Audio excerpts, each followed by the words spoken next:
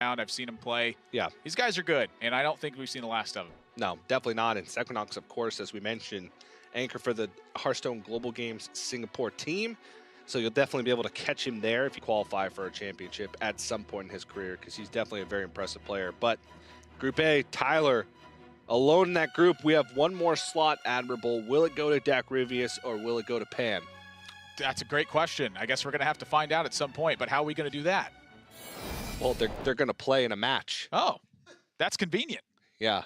Very Twice over the course of the weekend, but Pan not so much. And before we delve too deeply into the Japanese player Pan, I would like to just talk about his lineups, all, because this is one of the mixed bag lineups, I'd like to call it. On more and more Conquest tournaments, and even helped a few people prep for some Conquest tournaments. I'm slowly coming to the conclusion that these are the kind of lineups that I like. Even Ryvius, to an extent, which is a lineup that I've really kind of gone all in on this tournament, isn't like a true target lineup in any real sense. Equinox, who's the other player, did have a very split lineup with like Quest Rogue alongside some anti-aggro stuff. Tyler, who's a player who I would have considered picking if I wasn't barred from picking complexity players, has some aggro decks and then even lock alongside it. And honestly, I just think going all in and losing a bunch of percentage in a bunch of common matchups just to focus on one particular matchup is you might not hit. That you might not hit is just a very weak way of doing it, because even in the dream world where you do hit it, if you're going to beat that deck 3 times, you suddenly you have to be like 75% plus in all of those matchups to do that consistently. It just doesn't work out that often. So I think, stretching your lineup to cover as much as you can. Basically, your goal with a Conquest lineup is to be as strong as many things as you can, while weak against as few things as you can. And that's what the most successful lineups in this tournament seem to be doing. Yeah, well, we are going to kick it off, and this is the last match of the Fall Asia Pacific It's just playoff. flown by, Raven. It actually has, and we're not just saying that because we have to make things seem cool, but it actually has this time, and I would say it's gone pretty quick. But Pan versus DacRyvius is going to be the Hunter versus the Priest. We've seen Priest more often than I would have assumed before seeing the deck lists this far in the tournament. I actually got off last weekend.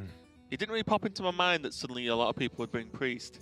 But the ones that did, it's paid off pretty well so far. It's a great read. Just to say that, people are going to bring a lot of aggro. We heard Tyler talking about it in his winners interview, that they deduced that a lot of people were going to bring aggro.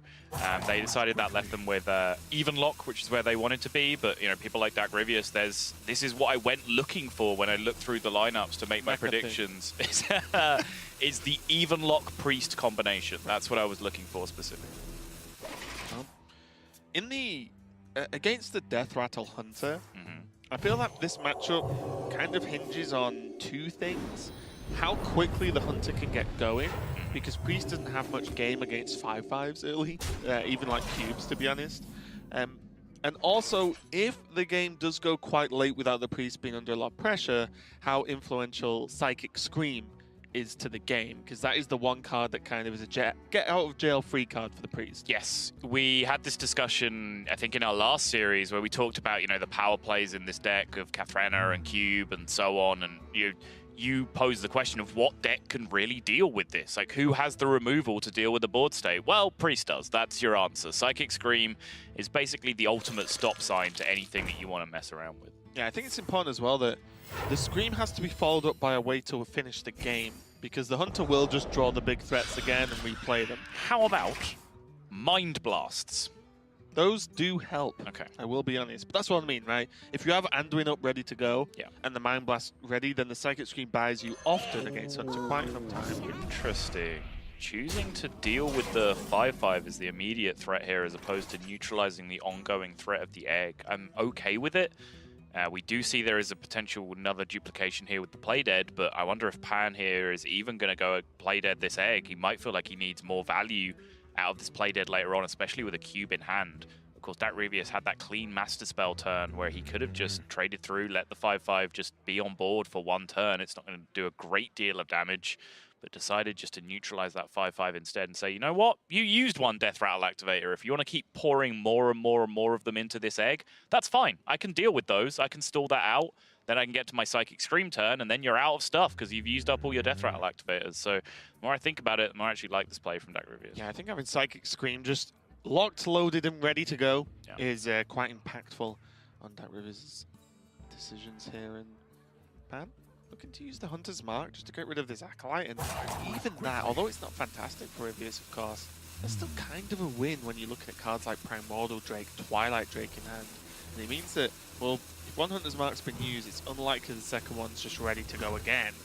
And this is just pretty reasonable because this Pyromancer kind of just beats the 2-5 on its own. And Yeah. see the play dead or the play egg. No. Still handleable.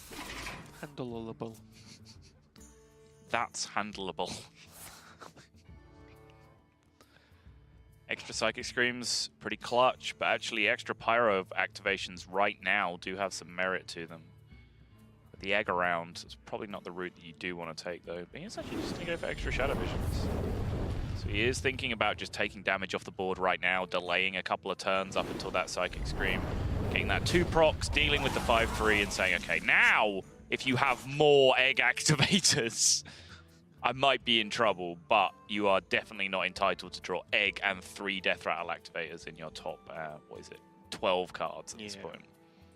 It's unlikely, but even then, does that follow up with the Twilight Drake as well? If a cube comes down, he does have the Master Spell on the cube to try and lock out any true havoc that could happen. Yeah, it's just the other immediate 5-5 that poses a problem at that point, right? It's just, it starts to ramp up the damage. If 2 connects here, if 5 more connect the next turn. It does, like, tickle me just a little bit. The Death Rattle Hunter fell off so much, and we have, what, 2+ in the top 8? Is that true? Yeah. Well, Bloodchild has one. Yeah. Pan has one. Yeah, you're right. And I'm not 100% sure if there's one more. I feel like I want to say yes, but I could easily be wrong. But yeah, even 2 in the top cut, that's surprising considering how last week went. But that's when you've got to realize the ebb and flow of, well, any thoughts you have on the previous weekend, everyone else has probably had as well. Correct. And that has a weird sort of ripple effect onto how everything ends up playing out. Yeah, I mean, the other thing that you really have to consider is that we've talked about how good Priest was coming into this tournament. It was still very low. It was a big upswing in terms of representation, but it went from next to nothing to just a factor. But it was still, you know, in the teens in terms of percentage of people that brought it. So if you're playing Death Rattle Hunter, which still has some decent matchups across the board, you only have to dodge a handful of priests to be missing this kind of messy matchup for yourself. So the track in there, these are 3 kind of hard choices, to be honest. Or one single hard choice of 3 different options. I wonder. How much merit King Crush from hand has in the matchup? Of course, either way, if you take it or if you don't, it's still going into the ether in terms of not being able to be summoned from Kathrena, so... I'm going to go crazy here, and I'm going to go for the cube, okay. You were going to advocate for sure, weren't you? So, yeah. And not even in a joking fashion. I feel like you were scared of Psychic Scream, and Shaw is the least punished for that happening. And has the most versatility to get some plays out of it. Because King Crush, like you said, like play it from hand, deal 8. Yeah. Okay, but how often does that actually win you the game against Priest? Right. Especially when it's answered by like Anduin or even Scream. The only way you help him with that is like a Kathrena exactly to pull it out again. So that feels clunky to me. I agree. Because Hellmaster Shaw, even with Rexar, for example, and Rexar Beasts can get some good work done, but that's Psychic Scream number 1. Pan made a very crucial decision on the previous turn. He was thinking about whether he wanted to play Giggling Inventor, whether he wanted to play Cube. He was mousing over various cards in his hand, thinking about what he wanted to commit. In the end, he decided, don't have to commit anything. Just press the button, deal some damage. And it turned out that that was enough for Ryvius to feel like he had to throw out the Scream. So that's actually a big win for Pan, to not have to commit an additional resource to dig that card out of DacRyvius' hand. And now, because I like to be results orientated as always. Of course. It's just definitely the correct way to be. If that was a Hellmaster Shaw instead, and this turn is Cube Terror Scale, when you have a board full of Hellmaster Shaws, the game gets very interesting indeed. Yeah. Spider Bomb, though, we talked about the merits of how powerful that minion can be. But not quite as good in terms of killing it off, you know, doing this play but with the Spider Bomb and a little bit slower, mainly because it can just be stolen. by a Cabal Shadow Priest. So Sure. those can start making the board in an awkward fashion for yourself, which is not what you want, whereas it's just a whole lot of cubes. Omega Medic is DacRyvius' little addition to this deck. It's, you know, relatively common in the deck these days as a one-of. Just having that huge swing later in the game is just so very beneficial. Now with 3 cubes on the board, DacRyvius is just a little bit short, I believe, of just making the fancy Pyromancer play happen here. He's going to go for it anyway to try and preserve the Psychic Scream. Since he's using the Divine Hymn, I guess he's happy just to leave a little bit of damage around on the board.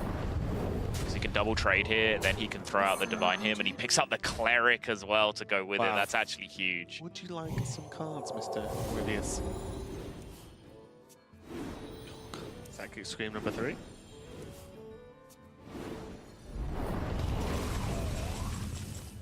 Still though, it's not exactly a fun amount of health. It would only take Pan to have one more powerful turn, force a Scream, and then you're kind of behind, although one of the benefits of Omega Medic, when I first saw it announced, was that it fits in a Psychic Scream turn on turn 10. Yes. So you can Scream the whole board, guaranteed, 'cause that's what the card does. You can play a 3-4, which gives you initiative on board, and it heals you for 10, which protects you from, well, you spent your whole turn playing Psychic Scream, are you then open to some kind of lethal from hand, which was often a worry in Priest because of the cost of that card. Yep.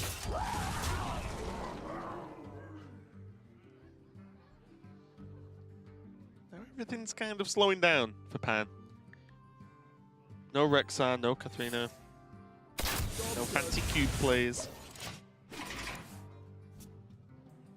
He's about to be facing down a big fat nope from DacRyvius because Pan feels like he's pushing damage here, and that's more or less his last resort with none of those big resources in hand, as you mentioned. The Omega Medic anytime now is going to come down and really shut that game plan down for Pan, absolutely.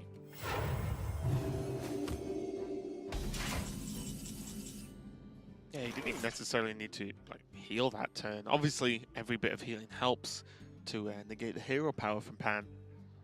But because he has Omega Medic, he could have easily just power word shielded if he really wanted. And even if a Hunter's Mark comes out on the Primordial Drake, I think even worst case scenario of a King Crush that he's actually safe on 1. Yeah.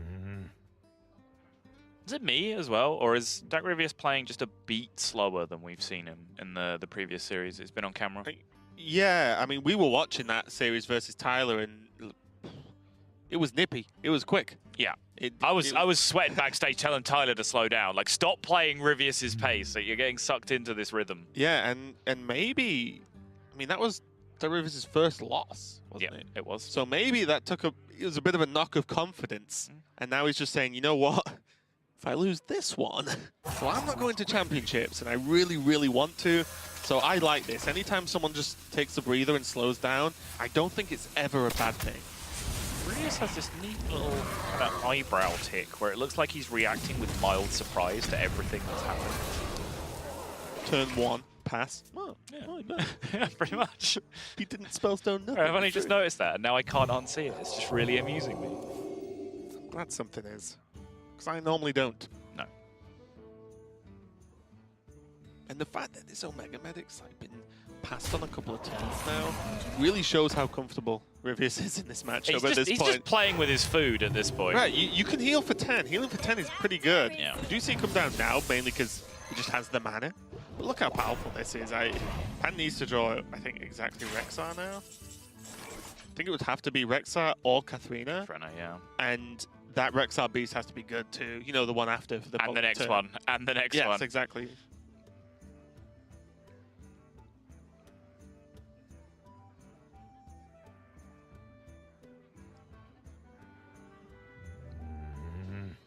Pan, from his perspective, probably feels like he still has a couple of turns here, maybe. Like one more turn to try and draw his way out of this. So he's thinking about, what options do I play here? Do I attack with the Candle Shot preemptively? All of these different options depending on, drawing Rexar, then pressing Hero Power, and then having 2 mana left to play just doesn't seem likely that you're getting out of it. Yeah, I think it's worth playing it out, like you said, for a couple of turns, because you've not seen Anduin, and if you've not seen Anduin last turn, he probably doesn't have Anduin, because you would have probably just slammed it, wouldn't you? Especially if you have the Omega Medic in hand. Right. You can heal anyway. Benedict, let's Feel go. about some Hunter cards. I mean, yeah, it's a 4/6, and you have double Mind Blast in hand, and you're not far off lethal. Like, I honestly think it comes down here, yeah.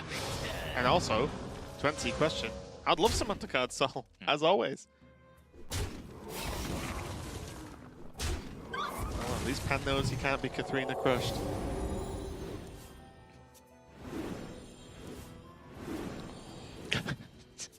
That feeling when you're playing a miserable matchup and then your opponent steals your deck and draws the best card in your deck before you do.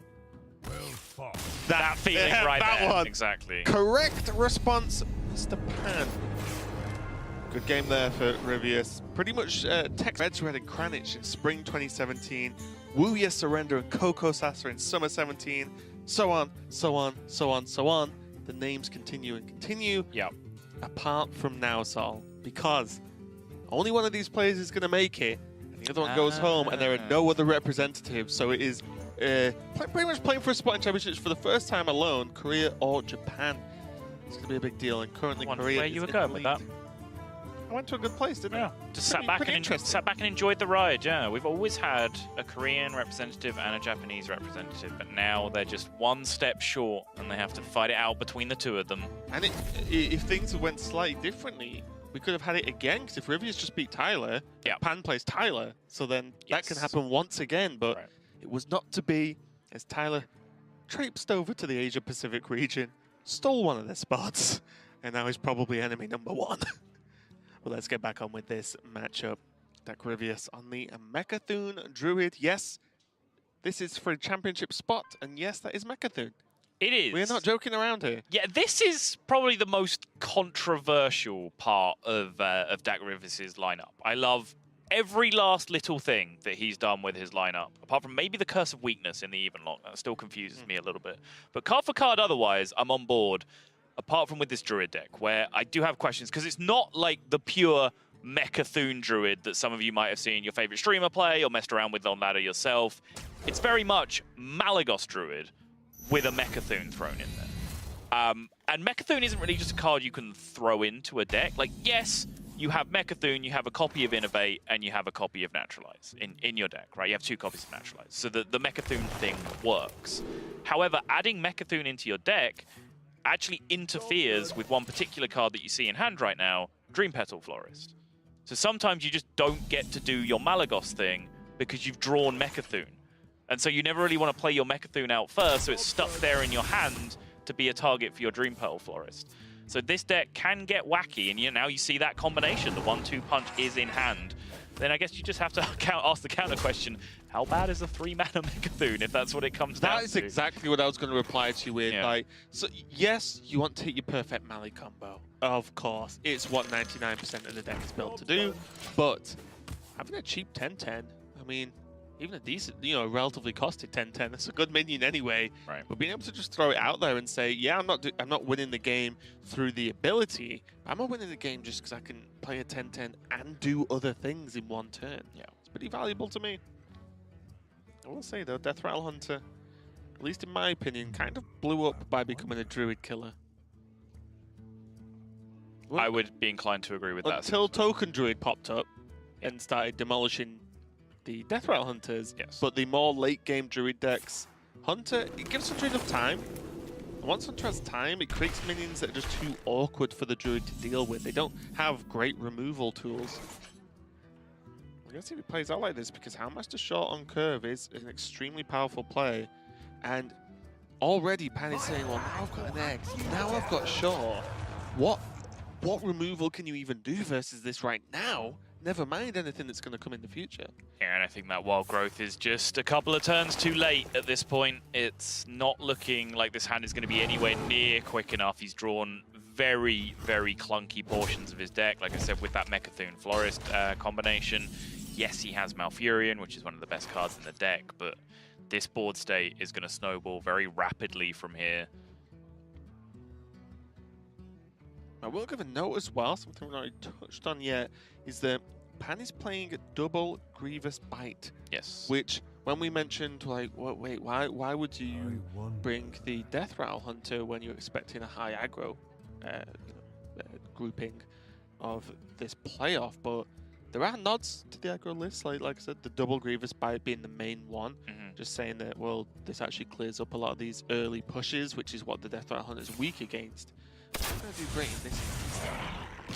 I was wondering about this last turn, by the way. Obviously, Sure on 4 seemed obvious, but the flanking strike on your own egg just develops so much more power on the board, and it's not like Druid was infamous for playing minions on turn 4 that you had to rush into with Houndmaster Sure, so I felt like maybe there's that little extra bit of damage that you can ramp out. Gave you some more options. Doing it this way, of course, you still got a nice body on the board, and you gave yourself one extra turn to find a Death Rattle activator so that you could get even more value out of. So I definitely don't, strongly object to the line that Pan took.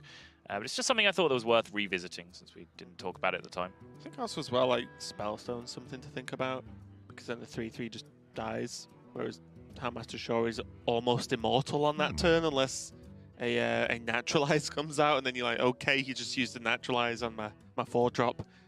Enjoy the rest of my minions hitting you in the face repeatedly. I don't think I really care if the Druid's turn is Hero Power, Spellstone, my 3/3, and I still have a 5/5 in play. Yeah, I guess. I'm not particularly bothered by your proposal, Raven. Well, he's still got minions on the board now. Yeah, like I said, I think the Sure was a perfectly fine play. I honestly have the Sure ding. Let's go off at some point, but playing it on 4 is just so strong because it's insane. A 4 mana 3/6. Like, nothing can really deal with it. And now from Rexar, but to me, I only see one play Sal because I don't think you bothered enough about trying to hero power him down, even though he's low. Druid has so much armor gain that you can't be like, right, I'm just going to hero power him to death. No, you probably won't, is the issue. So getting Rexar down right now made it a little bit easier by having 2 Spider Bombs and a Giggling Inventor, which only plays into the Spreading Plague. Yes. Yeah, once Druid has mana, they don't really lose to Smork anymore. They lose to just big things. They lose to you playing a big thing one turn and then a big thing again the next turn. You just continue to play big things until they run out of the cards that kill big things, and then you kill the biggest thing of all, which is their face. Big things. I expect big things from this turn, though, because with Sure down, it really blows wide open the options you could pick from this Zombies choice, because you could just go extremely cheap or adding up to 5 mana and just have a beast that can kill 1/5 pretty easily. So Sure being available means that you can actually just push these minions in straight away and not have to try and wait for those clunky turns. Adapt Man, Divine Shield Man, if that was the option that he ended up with. It wasn't though. He's gone for the very, very, very cheap Direwolf Alpha with Wind Fury, which is fantastic as well, as you mentioned. And it's going to pair extremely nicely with this Grievous Bite. Weird looking tech card in hand. Here it is. Fury does end up being slightly pointless this turn though. Yeah, but it's an ongoing threat, and Wind Fury was the first. Was it the first choice or the second choice? No, I think Direwolf was the first. No, Direwolf is first. First is tech, second is buff, right? So yeah, I mean it's fine because now there's just more targets. Like, where's this UI going? Okay, on the shore, great. There's 10 damage next turn. It's minimum 10 damage. Does get the second Tyrant though. That's pretty clutch, just to be able to generate a big old board state. That's a little bit unfortunate for Rivius there. Burnt a Moonfire, which might sound super low impact, but one thing Druid can do versus Hunter, because it doesn't have much way to beat that, is just try and get it low a bit, and then you just like Mally Moonfire, and like just that's the damage that wins the game quite often. Or even just Moonfire off minions. It's just not really doable. Yeah, I think quite often the sequence that wins the game a lot is like Mally, Moonfire, some minions. Can't kill my Mally. Then even if they do kill the Mally, then you have your Floop turn afterwards, right? You have like Floop Swipe or whatever to come up with the fall. I wonder. Some pretty lackluster choices there.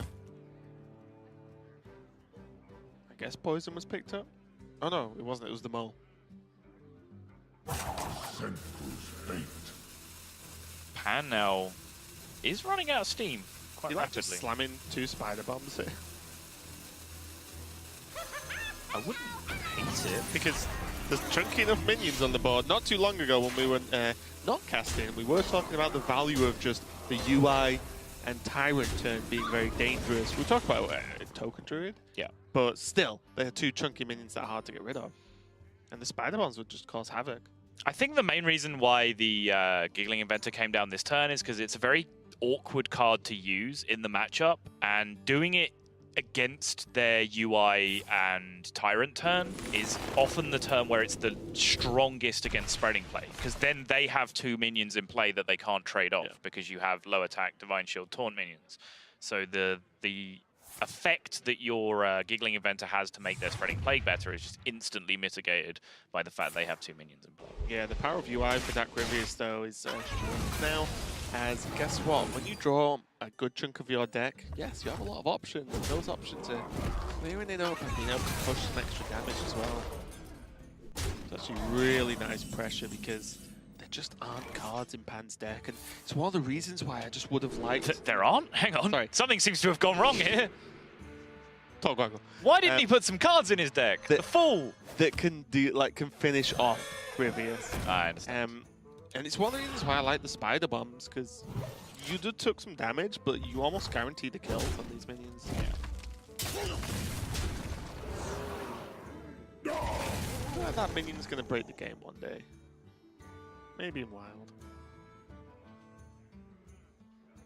This is a big old handful of nothing. And that particularly awkward combination that I pointed out has just slowly wormed its way over to the left-hand side of Ryvius's hand as he's had to play with every other card that's been drawn. The Mechathune Petal combination that just doesn't interact particularly well. This minion's insane though. Like, it just has to be hero powered down. Untargetable on your opponent's turn, targetable on yours. Yeah. I can put pants on it, but you can't take them off. Not the first time I've heard that. I don't doubt it.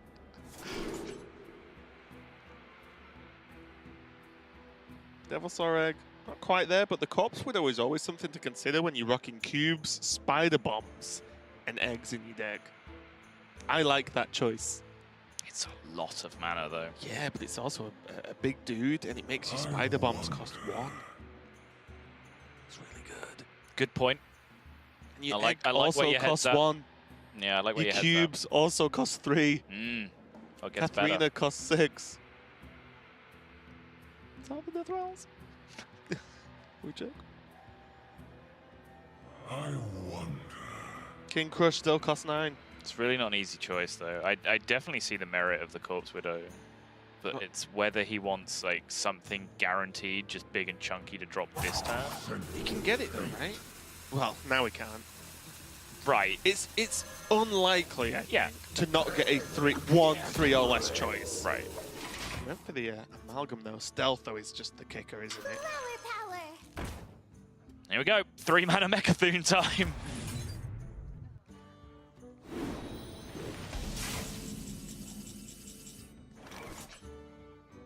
And now that's a Giggling Inventor that you're probably not going to see played anytime Okay, so soon. I like Corpse Widow this. Why do you like Corpse Widow, Raven? Reduces death rounds. Okay. Like, Spider Bomb becomes 1. I'm not Okay. counting all those again. I like where your head's at. Okay. And what I do like this turn, very seriously, is playing Spider Bombs. I just want something on the board that can blow things up.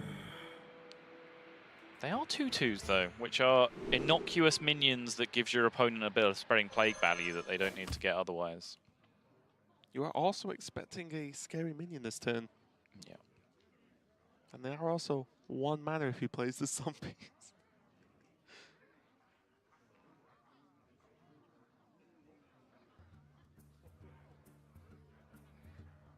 Is there a real downside to not playing the spiders? Or realistic downside? So if your opponent's spreading plagues, okay. It's a big wall of taunts. You run Mossy, you'll draw it. Sure. But there's also other minions. You've got 2 massive dudes yourself, which kill 2 of them automatically. I love the nod from DacRyvius there, because Pan pointed the charge damage at face and then like pulled it back and killed the Florist, and Ryvius just had the most assert dominance nod I've ever seen in my life. Like, yeah, that's right. Yeah. You trade. Yeah, you take my 4/4. Okay, so here comes the spreading plague. So let's see how impactful this is for going forward with the spider bomb. Naturalize into the Mossy Horror, all part. Close. And 2 Death Rattle activators though. Take it. Tracking into Mossy Horror, all part of the plan. Yeah. Well, the Mossy Horror does kill your own bombs. It's a little bit frustrating. We saw this exact exchange in the Rivius Tyler matchup as well, where the Spreading Plague came down, the Naturalize came down for the tempo swing, and it just ripped Tyler right into that Mossy Horror that ended up being directly lethal. Hunter probably the class that cares the least about being naturalized. Maybe Odd Rogue. I feel like Odd Rogue minions are more important to Rogue than Hunter though. I think Odd Rogue is probably the happiest deck to get naturalized. You think? Yeah. I was just thinking like, well, if a Henge Clan or Flappy Bird gets naturalized, then great, draw cards, but those are your threats in the deck a lot of the time. Whereas Hunter now has too many threats to handle. Strangle Thorn. Depending on first choice, of course.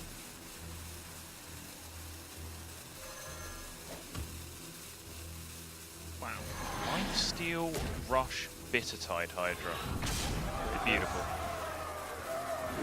And then damage, and nope, just kidding. That's so funny. Play there, gets dead, and a hit though. He's just seeing the naturalize. Haha, 9-10 on board. Still no Malygos. Is he actually going to try and Mechathune him? I mean, he has another plague. He can buy some time. He can just use double armor with paths. Right. It's not too crazy. It's just a lot of turns to empty your hand, right? He's still going to play Malygos.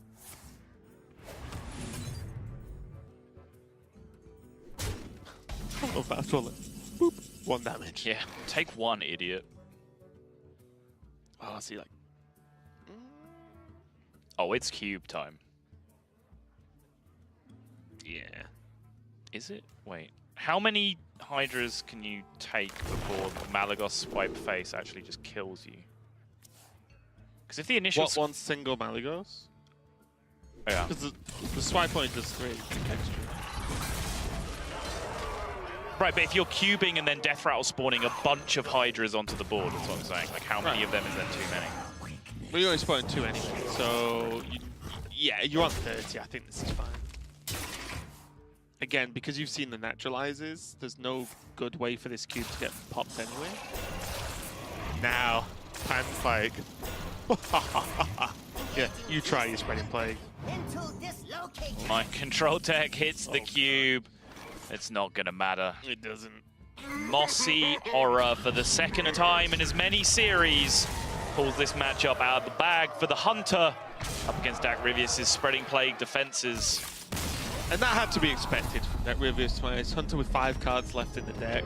And that's got to be such a weird... I feel like this series is just going to play out as a kind of blow for blow sort of thing. Like the lineups...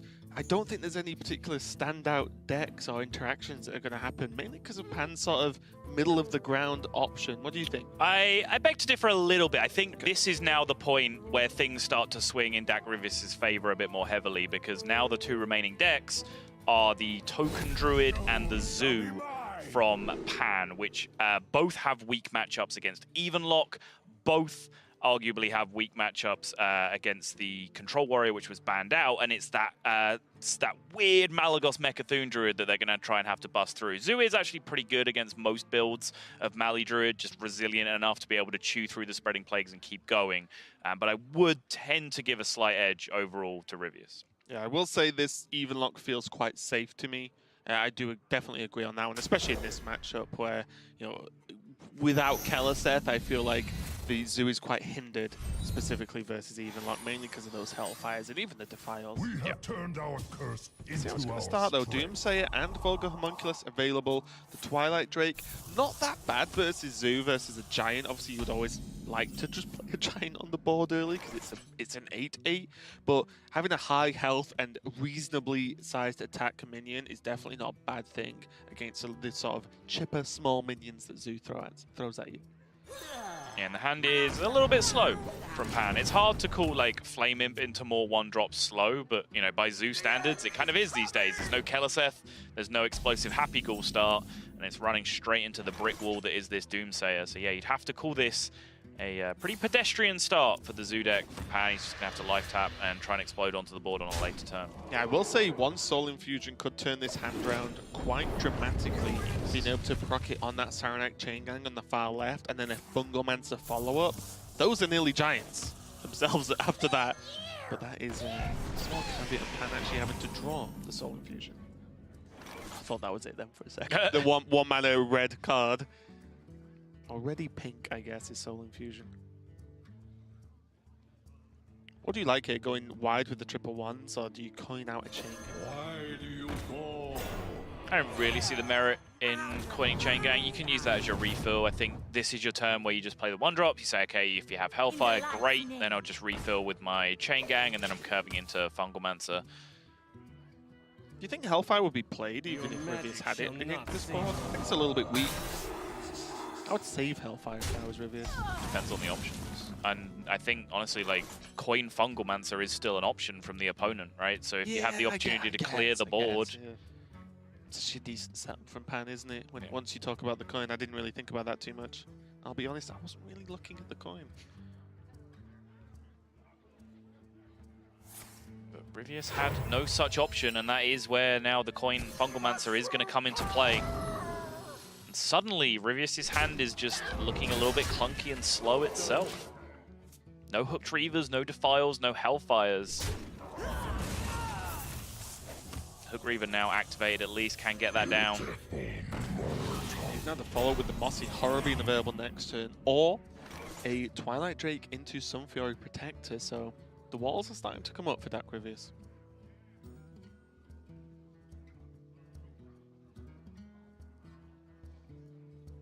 There is pretty strong play though. Doesn't deal with the minion on board, but you can play Chain Gang along with Voodoo Doctor and a Happy Ghoul. The only slight worry there is you get completely obliterated by a Hellfire. So I think if that is something that Pan's considering, then he would have to trade these minions in as well. Yeah, I wonder whether Pan has the read on no Hellfire based on that exchange that we talked about a couple of turns ago, but there's just so much redundant AoE in this situation, right? Like, Shadow Flame would still be fantastic, which there's a single copy of that in the deck as well. Defile would likely be very good since you're playing like a Voodoo Doctor as part of your heal package turn, and there's a 2-health Fungalmancer on the board. Yes, you can throw that into the 7/7 if you'd like to, but turns out if you're doing all of those things to make their Defile bad, then it's probably something that's worth thinking about. So all of the AoE that DacRyvius has at his disposal is potentially very powerful here, and there you do see that 2-2 trade happening. And guess what? There's an AoE that I didn't even mention. Quasi-AoE of the Mossy Horror. It's so insane. I think it was very undervalued upon its leak or whatever you want to call it, reveal. Yeah. But I think with the Metras is you find when you consider putting that card in decks that also run 2 attack or less minions is when you know it's a powerful card right now. Sure. And as well, it has dual purpose in a deck that can apply taunts. I had this discussion with you earlier. It's one of the many times you gave me a very weird look, like you didn't really understand what I was talking about. Okay, well, tell me first before I can argue with you. We were talking about Skulking Geist versus Zoo and how powerful it is because all of the one-mana spells being so powerful. And I brought up the counterpoint that sometimes in a Keleseth game, if you Skulking Geist and blow up all their spells, you actually give them consistently strong draws because you draw a minion every single turn, and you just saw that exact scenario play out there. Keleseth came down, then would you rather have a Soulfire or a buffed minion off that first life tap? Yeah, and I think the game, I brought up that conversation with you, wow, and the game, and it's very reliant on how the game looks, yes. Because the game I specifically was talking about was the Soulfire being drawn to kill me because I think I was on 6 health. So a poke from a minion plus Soulfire, I just lose. But yeah, in general, the Zoo deck is built to build the board and pressure with minions, and the Soulfires are nice extras either as very efficient killing tools in aggro matchups or to finish the job in the control matchup. So yeah, it's definitely tricky. but I've lost to enough Soul Infusions to be happy if I catch the Soul Infusions, because those cards are terrifying. Even though tap Soul Infusion would be huge. Oh, that's the other one. Oh boy. Would you like your Kaliseth buffs? No. It's been nerfed. It's just a 2-mana 2/2 with a nice border to it. You can keep your legendary border, but that's it. New deck idea. Buy or spell. Spell Hunter with 1 minion in it. Kaliseth. Oh my god. Not like this. Solarium into 2 Soul Infusions. And just no third card, because that would ruin my joke. Wow. Yeah. It's just not a good turn, is it? That was a turn where Pan just kind of gave up on life, to be perfectly honest. So he played the Voidwalker, correct? I'm not making that up? Yeah. Would you have ever just rolled the dice and double soul-fired the 8/8? One Spellbreak has already been played, right? Oh no, Spellbreak was from DacRyvius. I apologize. Wait, no, what did you say? No, the only card played from hand that turn was the Serenade Checker. The Void. Oh, was the Void? Okay, right. Never mind. I take it all back. I apologize. This series is throwing me off a little bit. Oh god, and the one you do draw is a Fungal Man. Yeah. 5 mana 3/3. Oh my god, please! Okay, an actual minion. What Double is soul. happening? Wait, is this Solarium? Drawing Soul Infusions. Seems at least thematic. This is the worst Kaliseth sequence I've ever seen, and I cast Blood Trap at Championship. No, all right, too much. Wow, One too many. One too many. I would love it. Apologize. I'd love it if Soulfire threw the Happy Ghoul, then the second Soulfire threw the Fungal Mancer, and it's like, no. No minions for you. No game for you, Pan. DacRyvius with a little bit of a shake of a fist, almost a fist pump, I would say. Yeah. Going 2 and 1 up, and as you mentioned earlier, let's see if it can make it happen. Pan's a reasonable opening hand from what I just glanced at there. As does Ryvius. Oh, that's true. Wrath, Twig, Malfurion. That is not bad. Add a little bit of ramp to that mix. You got yourself a stew going. A what? A stew. Oh, a stew. Yeah. I thought you said a stew going. I was like... That's not a word. Right, but you say a lot of words I don't think are actual words, so I just had to double check. It's like, what is a stew going? It's like... Pulls out online dictionary. Quick check. Sorry, what? Online dictionary. Oh, okay. Come on, Saul. Sort yourself out. And here is exactly one of those scam starts that we were talking about. Happy Ghoul opener followed by Soul Infusion on a doubling him. Yeah. It's pretty good, isn't it? And Ryvius has the face of a man that's just been scammed. And there's not much you can really do about it either. Would you like to draw cards without having to pay 2 mana, Pan? There you go, there's 2 more, mate. How about I naturalize half your 3-drop and then hero power, take damage, and still leave 6 power on the board, and I'm already at 23. And next turn, I'd really like to play 4 mana, do nothing. Yeah. It's not working out great, is it? Mechathune, though. I will say that Ryvius' only hope, I feel, is to survive till Malfurion, and by that time, draw Spreading Plagues 1 and 2. If he can get the Twig online and survive long enough to chew through all 4 charges of that Twig, which, yes, Raven just made a face that you guys didn't see that pretty much accurately sums up his chances of being able to do that. 4 mana to take more damage that turn scares me to death. But often you do have to make scary plays to win unfavored matchups. Look at the reaction to the Kaliseth from Ryvius. It's alright. This just means he's drawing 5 spells. Yes, it's fine. True. There is the Plague, though. It's like, wait, so it's Kaliseth, bring those spells to the front of your deck. Soulfire, go. Yeah, he does have the Plague. And he's going to play, or he can play Malfurion next turn. Yeah. Are you saying there's a chance? If this happened now, I'd be like, yeah, cast and payoff. And these, not the most powerful turn from Pan, not the most powerful hand. As these enchanters are really there to either top up minions that have already traded, or to enable those cheat turns with the ghouls. Right. And neither of those things are available, so I actually quite like Despicable Dreadlord this turn. Pan seems to agree. Yeah, I don't think you need to go wide. And it has the added benefit of beating Plague Yeah. to a certain extent. Well, yeah, with 2/4 attack minions in play, yeah, it does a pretty great job. It's just the 2/2 that's a bit awkward, but it's as good as it's going to get. But here comes Malfurion, so although Ryvius was taken down to 10, he's now up to 5, 2 1/5s as well, which is a mini Plague that, as we just said, can be dealt with. And Dreadlord number 2 looks good to me.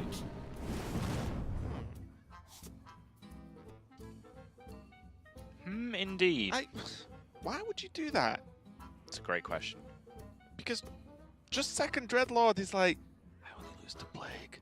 Plague my 4 attack minions that clear the Plague every single turn. Right. That, let's be honest, Druid just cannot kill. The second Dreadlord's buffed by Kalseth as well, so it's even harder to kill.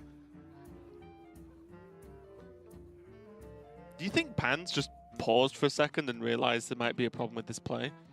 I don't think it's indefensible. You know, there's, like you said, when the second Dreadlord comes down here, you have 3 of the Spreading Plague tokens dealt with immediately, and then the 2/1 and the 2/2 can potentially go into a 4th. Like, one of those will likely get hero powered down, right? So in the best case scenario, you get to take care of 4 of them anyway. In the worst case scenario, you get to take care of 3. Like, is that the end of the world for you? The question is, you know, I just don't know what you were drawing. I mean, buff Just minions. deep into your deck. Yeah. Yeah, sure. Okay, well, let's see how it plays out. Dreadlords are pretty powerful, like I said. There just isn't good ways of Druid to deal with 1 a lot of the time. Never mind 2, like swipe hero power. Sick. Wow. These heals are going to be pretty sweet. Yeah, smacks the Dreadlord as well instead of taking a 4/3 off the board. Of course, with the buffs on the, or sorry, with the end of turn effects from the Dreadlord, that 4/3 directly contests one of his 1/5s. Chooses just to leave it there to allow it to make an attack. Been holding that doubling imp on the far left for a reason. Soul Infusion's one of them. But now these fungal enchanters have just become way more powerful. Yep. Mainly because of a choice that DacRyvius has made as well, in terms of just saying, well, you just an extra 4 damage to face. And the Dreadlord doesn't even die. Yep. DacRyvius has assumed the position of the guy who was expecting to lose this game. Yes. This is kind of what I was talking about in defense of the just allowing your opponent to Plague play. Well, the Plague happened, and this is the result afterwards. Really not the worst scenario in the world. True. About 1 less attack though. Yeah, true. Just wonder how different it is if DacRyvius chose to just kill a minion there instead of going for the fancy play on the Dreadlord. Still Plague, Branching Paths, not together yet, of course, but just those 2 cards are 2 of the best cards you can have versus aggro. Yeah. It's just He's 4 like, attack and Dreadlords all the way across Yeah. this board, though. It's really not a Spreading Plague that's buying too much time. And also, This is what you really need to do as Druid. You need to play a Plague, and you need to get 2 turns out of it. You need to get that 1 turn where you've still got the residual Plague left on the board, so you're free to just do some Druid nonsense. or worst, Plague, Branching Paths for attack to actually kill stuff. Sure. Because 1 attack, it's one of the reasons Zoo became popular, because it punches through Plague and has minions left. Right. Because it can, 1, because it can heal, but 2, because the minions get pretty beefy.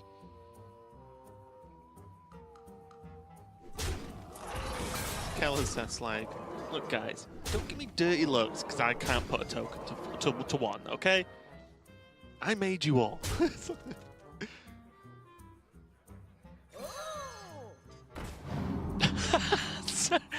Ryvius has some of my favorite reactions to bad things happening to him of any player that I've seen in this tournament so far. Moments like this is where I feel I could translate Korean. Yes. when you see him mouth a few words, I'm pretty sure I might not get word for word perfect, but I could definitely translate the sentiment when things like this happen. Double branching is a lot of armor though. He just needs to draw the next 18 cards, play them all, and then play Megatin. It was also a lot of damage, by the way. I do this a lot. Yeah. When you put the that back was foot, 18 that turn. When that you was put 18. the back foot so much, you don't even look at the health total anymore. Yeah. When you're under so much pressure Yeah. that you fear of dying every turn. That's crazy. That was 18 damage. 3 minions is the magic number for Druid and buffs.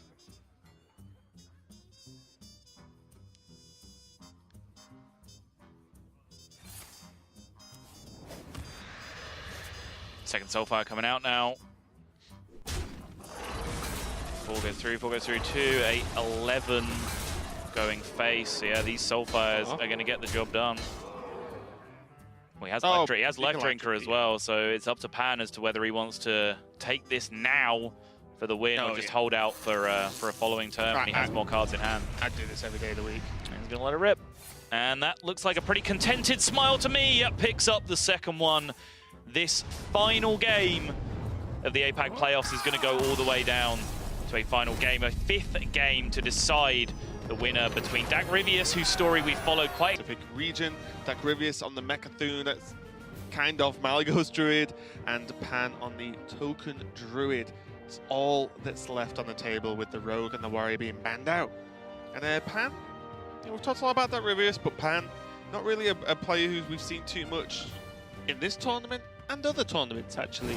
Mainly just ladder player, although something he mentioned in his notes is that he enjoys playing against good players or harder players because he feels like they're the ones he wants to play against to learn from and beat, which is something I can respect. Like, you don't get better by playing people that are way worse than you and just beating them over and over again. Right. You need to learn from the best. DacRyvius on the full mole. I got to confess, I'm a little bit worried. Raven? About anything in particular? Well, I had 2 of my picks in a winning in-game. Sequinox lost out, of course. Now DacRyvius is facing elimination and victory in the same breath. But DacRyvius' game against Tyler, it came down to this very, very same thing. Sorry, what are you Did that just happen? What? Did Pan just keep UI? You can keep UI in this matchup. He's going for the 60229 keep. It's perfectly reasonable.